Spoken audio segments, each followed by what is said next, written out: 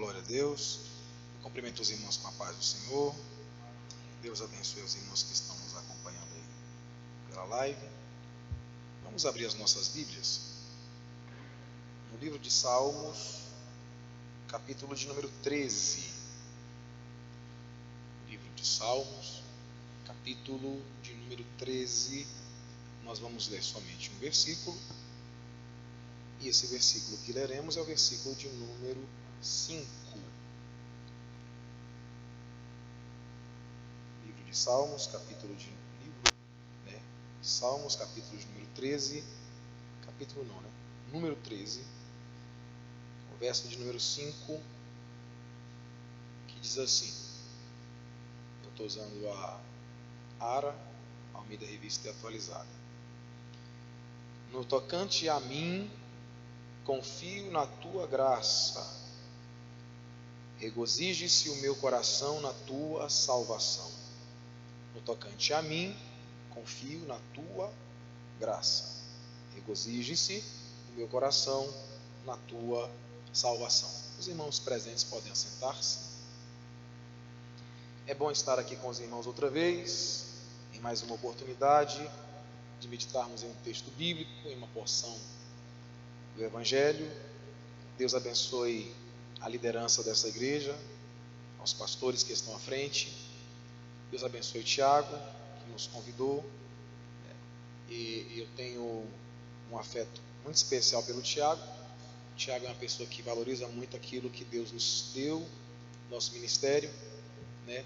E eu até falei com ele, se não fosse ele que tivesse me chamado, eu já tinha cancelado essa agenda, que esses últimos dias para mim têm sido extremamente corridos e enfadonhos devido a algumas exigências do meu trabalho.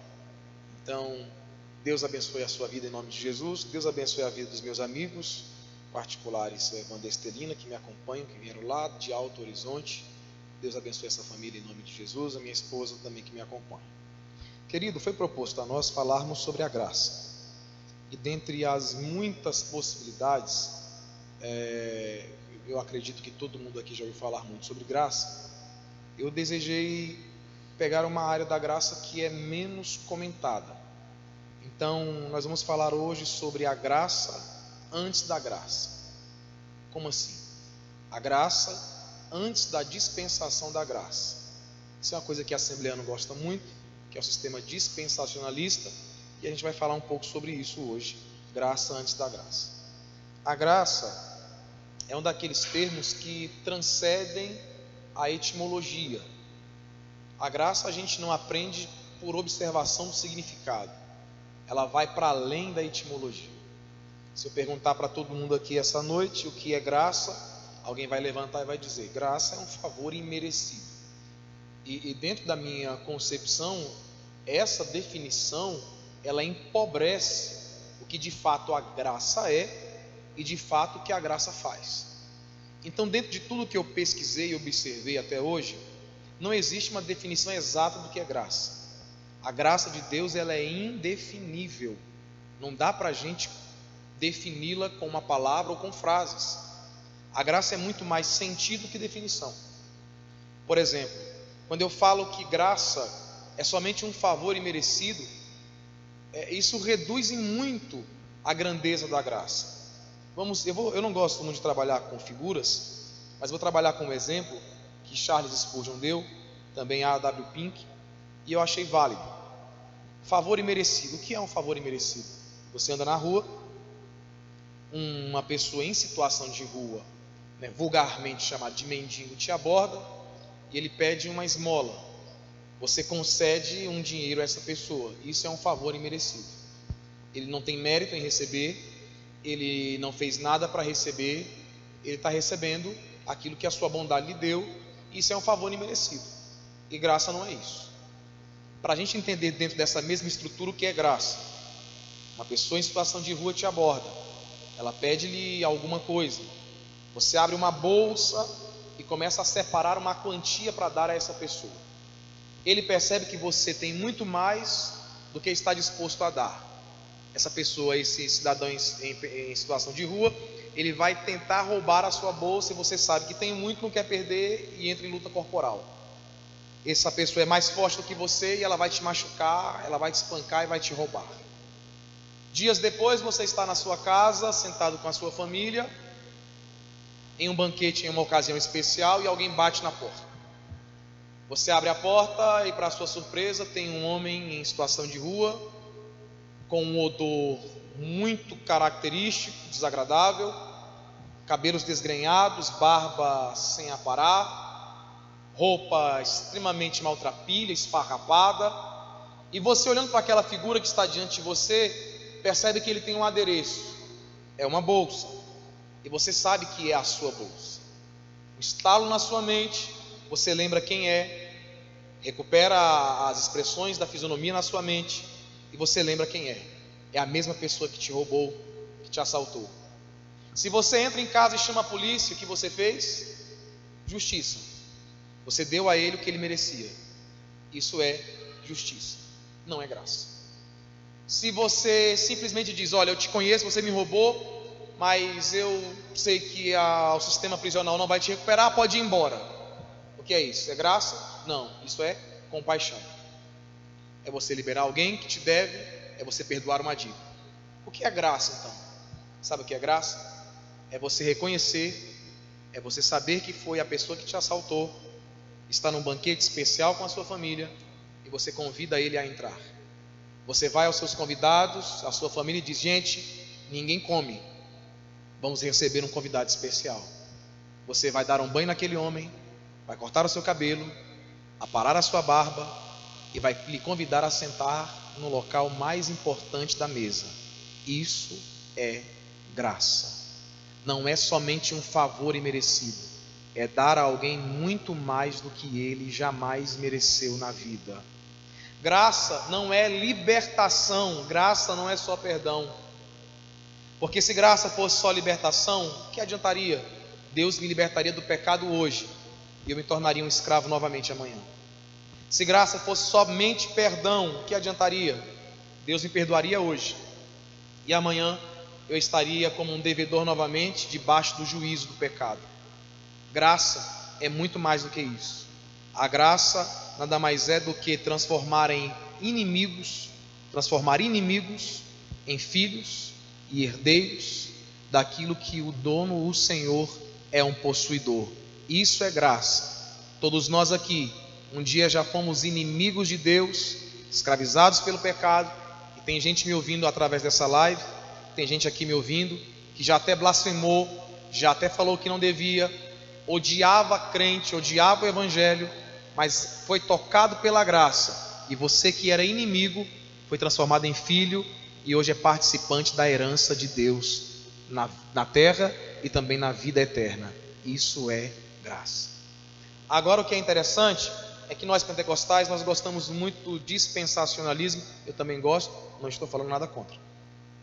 Do doutor, que é uma concepção que vem do século XX, início do século XX, que ganhou boa parte dos pentecostais, doutor Scofield, que é um mentor. Enfim, e para muita gente parece que a graça é um sentimento restrito ao Novo Testamento. Parece que não existe graça no Antigo Testamento. No Antigo Testamento a gente enxerga geralmente a lei, e no Novo Testamento a gente enxerga a graça, e a gente faz essa disputa, a gente faz essa contraposição. E sempre que a gente coloca a destituição da graça no Antigo Testamento, a gente está ferindo a natureza de Deus, porque Deus não passou a existir havendo a necessidade de evoluir. Deus passou a existir no apogeu da existência, no ápice da vida. Deus não precisou adquirir sabedoria observando o comportamento humano para poder tratar com o homem. Deus já nasceu sem ter o que saber e sem ter para onde crescer. Ele é perfeito, ele é completo. Por isso ele vai dizer em Isaías: antes que houvesse dia, eu sou. Ele chega para Moisés e diz: eu sou o que sou. Em Hebreus, o escritor vai dizer: e Jesus Cristo é o mesmo ontem, hoje e eternamente. Ele não diz: eu fui e eu serei. Não, eu sou. O que eu sou no passado, eu sou no presente, eu sou no futuro. Não há para onde crescer, não há o que se absorver. Deus é. Logo, a graça não é uma exclusividade do Novo Testamento. A graça está impregnada em cada página da Bíblia Sagrada. A graça está presente até mesmo antes da criação. E João vê isso quando escreve Apocalipse. Ele diz: eis o Cordeiro de Deus que foi morto antes da fundação do mundo. Antes da criação do mundo, a graça de Deus já existia. A graça de Deus está presente em todas as páginas. E quando a gente se volta para o Gênesis, a graça está na criação de Deus. Quando você abre Gênesis capítulo 1, ali não é uma história sobre a criação de Deus. Gênesis capítulo 1 é a história do Deus da criação. E diz a Bíblia que o mundo estava sem forma e vazio, e havia trevas que pairavam à beira do abismo, mas o Espírito de Deus pairava sobre a face das águas. Isso é interessante, porque quando diz Espírito, Evandro, o termo usado ali é ruá, e ruá fala de vento violento, vento que gera tempestade. Porém, quando diz pairava, o termo que se usa ali, Tiago, é rafap. E rafap no hebraico fala de trepidação lenta e vagarosa. Esse termo rafap é usado também para aves que chocam seus ovos, que fazem nascer. É uma trepidação controlada. E isso aqui é a característica de Deus em toda a Bíblia Sagrada. É o Todo-Poderoso que se manifesta com doçura, com graça e com paciência. Para Jó, ele aparece no meio de um redemoinho. Para Elias, no meio de um cilício, é um sussurro. Para Jonas, no meio de uma tempestade e no meio de uma brisa. Deus sabe como se manifestar ao seu povo. E então Deus chega no meio do caos, e no hebraico nós temos ali tohu e bohu, caos e desolação. E Deus vai dizer: e haja luz. 10 vezes Deus disse: haja alguma coisa. 10 vezes. E quando nos 3 primeiros dias é só separação, é trevas da luz, doce do salgado, que está embaixo do que está em cima, é separação. É um Deus que chega e interrompe o reino do caos, interrompe o reino das trevas, fazendo a sua poderosa luz brilhar. Aonde Deus chega, o reino das trevas é interrompido. Aonde a luz de Deus penetra, as trevas têm que recuar. E aqui nós vemos a graça, porque a criação não é um investimento, não há retorno para Deus naquilo que Ele está fazendo. Deus não espera receber nada em troca, é graça, é Deus chamando a luz no meio das trevas, a vida no meio da morte. Da terra seca Deus faz gerar, e um boneco de barro Deus faz viver. E a Bíblia diz que Deus cria o homem à sua imagem e à sua semelhança, e sopra sobre ele o fôlego de vida, e o homem passa a ser alma vivente. É graça. Os animais possuem alma vivente, segundo Gênesis capítulo 1. O homem não possui, o homem é alma vivente. Gênesis capítulo 2. Olha que coisa magnífica. Começava ali, Evandro, o projeto do Calvário. Em Gênesis, Deus partilha a sua vida com o homem, para que o homem viva. No Calvário, Deus partilha a sua morte, para que o homem torne a viver outra vez. No Gênesis, o homem recebe o sopro da vida. No Calvário, o homem recebe a vida eterna. No Gênesis, o homem foi feito à imagem de Deus. No Calvário, Deus foi feito à imagem do homem. No Gênesis, o homem recebe a vida de Deus. A vida de Deus entrou no homem. No Calvário, é o homem que vai entrar na vida de Deus. E ele diz ao ladrão: ainda hoje estarás comigo no paraíso. Deus constrói tudo e entrega ao homem de graça. Isso é graça. Só tem uma ordem: não mexa na árvore.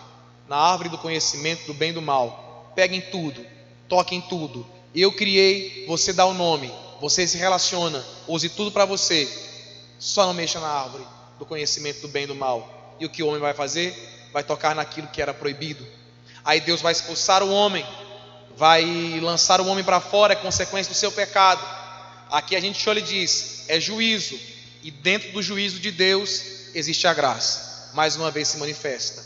A serpente é condenada, e quando Deus está para condenar a mulher, ele diz, calma, do jeito que, da mesma forma que a serpente manipulou a mulher para que através da mulher entrasse o pecado, Deus vai usar a mulher para que através da mulher venha aquele que faça manifestar o reino da graça sobre todos nós. E ele diz, e da tua semente vai nascer um que vai pisar na cabeça da serpente. A serpente vai ferir o seu calcanhar, mas esta será ferida na cabeça. Ferida de baixo se cura, ferida de cima ninguém pode curar, é derrota definitiva. O que Deus estava dizendo é, vocês estão sofrendo um juízo, mas no meio desse juízo eu tenho uma boa nova, é o proto-evangelho, é o princípio do evangelho. Vai nascer alguém, pode esperar, vai nascer alguém que vai vingar vocês, que vai trazer a vida outra vez, que vai sujeitar a serpente debaixo dos seus pés. Vão embora, mas vão levando uma promessa da parte de Deus, é uma esperança. E quando o homem está saindo, Deus diz, vocês não podem sair assim, estão nus. E diz a Bíblia que Deus fez vestimentas ao homem de peles de animais. E os eruditos vão dizer que ali nós temos o símbolo do primeiro sacrifício. É a pele do cordeiro que está cobrindo a vergonha do homem. O homem não vai andar envergonhado para sempre. Era Deus dizendo, um dia o cordeiro vai morrer por vocês, e a vossa vergonha será coberta, porque o sangue desse cordeiro vai apagar todos os vossos pecados. O nome disso é graça. Nasce o primeiro filho, o primeiro casal. Nós temos então a história do primeiro fratricídio, primeiro assassinato, Caim, que vai matar Abel.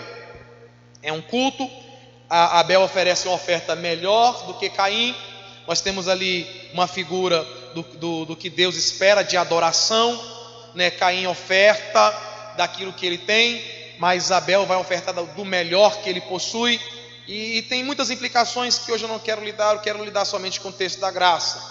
Caim fica completamente irritado, até aquele momento Caim é o primeiro em tudo, é o primogênito, se torna plantador como seu pai. Caim, ele deseja toda a atenção para si, de repente alguém dá atenção para Abel e Caim fica enraivecido, tanto que ele vai matar Abel. Quando Deus chega para falar com Caim, Deus diz, Caim, onde está o teu irmão Abel? E como um pecador que ainda não se arrependeu, ele diz, por acaso sou eu tutor ou guardião do meu irmão?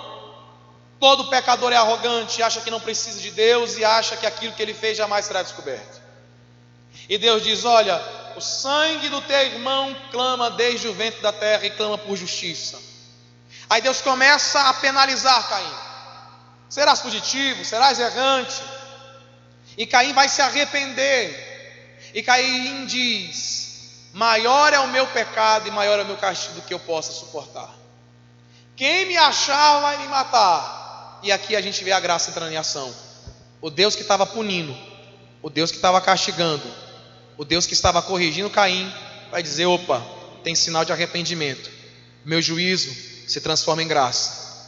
E ai de quem tocar em Caim, porque 7 vezes mais será castigado. Mas e aí? Ninguém está ouvindo, é só eu e o Senhor. Calma, Caim, eu vou colocar uma marca sobre você.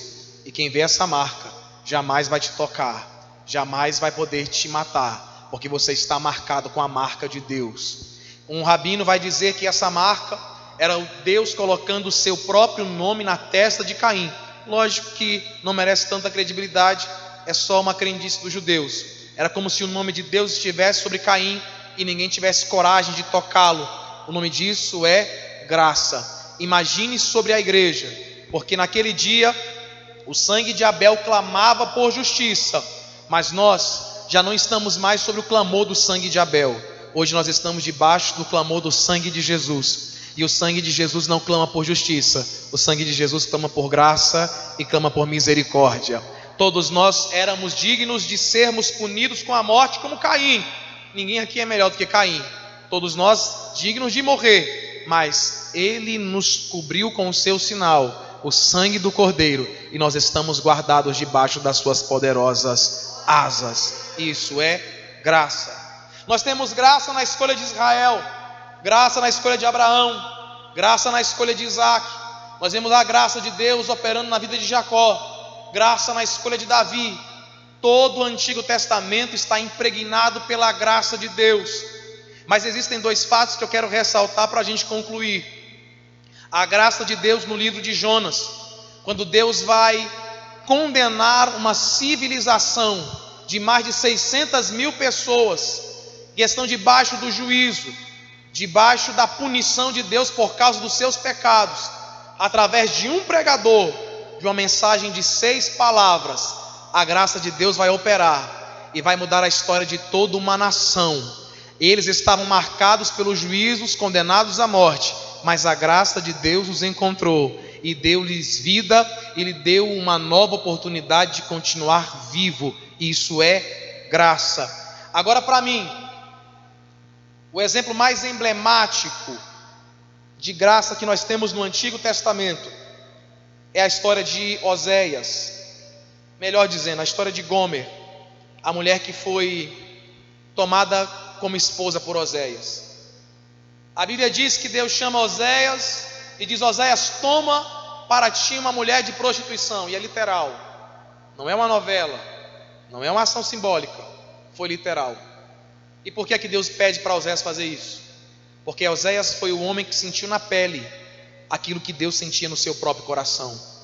Eu chamei meu povo, eu os libertei, eu os salvei, mas mesmo assim eles repetidas vezes continuam a me trair em pecados e se prostram diante de outros deuses. Me traem com as suas ambições e com os seus desejos.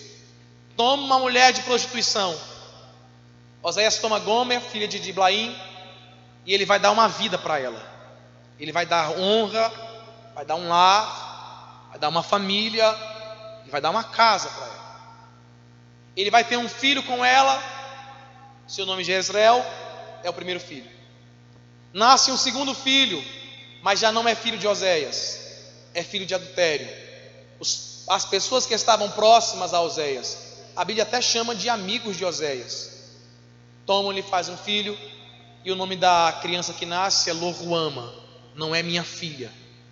Nasce uma terceira criança que também não é filha de Oséias, traído 2 vezes, Loamim, não é meu povo, não faz parte do meu sangue. Oséias tem todos os motivos para expulsar Gomer de casa, mas ele não recebe essa autoridade de Deus. Oséias já ama Gomer mesmo com toda a traição, e Oséias lhe perdoa, mas Gomer não consegue viver dentro de casa. Ela foge, deixa os filhos com Oséias, e agora ela vai viver aquilo que ela quer viver, longe da sua família. E diz a história no capítulo 3, os judeus contam essa história, que quando ela ficou velha e já não servia mais para a prostituição, e por causa das dívidas que contraiu tentando sobreviver, ela é levada como escrava ao feirão dos escravos. Ela passava ali 30 dias, e se dentro desse período ninguém desse um lance por aquela mulher, ela seria jogada dentro das águas, uma pedra amarrada no seu pé, e seria lançada nas águas para morrer. E enquanto ela afundava, as pessoas diziam: ninguém vai sentir a tua falta, ninguém vai se lembrar da sua história, você será um ser como vai morrer como se jamais tivesse existido. E ela vai passar durante 30 dias nesse feirão, segundo a história dos judeus, a cultura dos judeus. E quando está no último dia, quando o sol estava se pondo, quase às 6 horas da tarde, quando era o momento de se livrar dos indesejáveis, diz a história que Oséias vai chegar e vai levantar a mão e vai dizer: eu tenho um preço a dar por esta mulher. E a história bíblica vai dizer no capítulo 3 que ele oferece prata e cevada. Prata, símbolo de resgate; cevada, símbolo do trabalho das próprias mãos. É o que Cristo fez por nós, nos resgatou com o trabalho das suas próprias mãos, com o sacrifício gerado na cruz do Calvário. Aleluia. E enquanto ela estava prestes a ser morta, Oséias oferece um lance, paga por ela um valor que ela não merece, recupera, leva ela para casa, coloca em período de purificação e a recebe de volta, como se ela jamais tivesse traído Oséias alguma vez na sua vida. O nome disso é graça. Estávamos todos condenados à morte, estávamos com a nossa sentença decretada, estávamos todos perdidos e irrecuperáveis, traímos a graça de Deus, fugitivos da graça de Deus, mas mesmo assim Ele nos amou outra vez, Ele nos comprou, Ele nos purificou e nos recebeu de volta como se jamais tivéssemos pecado um dia. O nome disso é graça. E eu acredito que pouca gente saia daqui essa noite sem enxergar a graça de Deus no Antigo Testamento. A mesma graça que abunda no Novo Testamento vai também abundar no Antigo Testamento. Alguém escreveu dizendo que viu lampejos da graça no Antigo Testamento. Eu não vejo lampejos, eu vejo um temporal violento de graça, inundando cada página, inundando cada história. E a mesma graça, o mesmo Deus gracioso do Antigo Testamento, é o Deus que opera através de Cristo Jesus, opera na sua igreja, opera no seu povo, opera na minha vida e opera na sua vida. Estamos debaixo de um histórico de graça. A história da graça não começou no Novo, ela começou antes do Antigo, mas não termina no Novo. A história da graça continua sobre as nossas vidas. Por isso o salmista vai dizer: no tocante a mim, eu confio na tua graça, e regozije-se o meu coração na tua salvação. Quantos aqui podem adorar a Deus por causa da graça?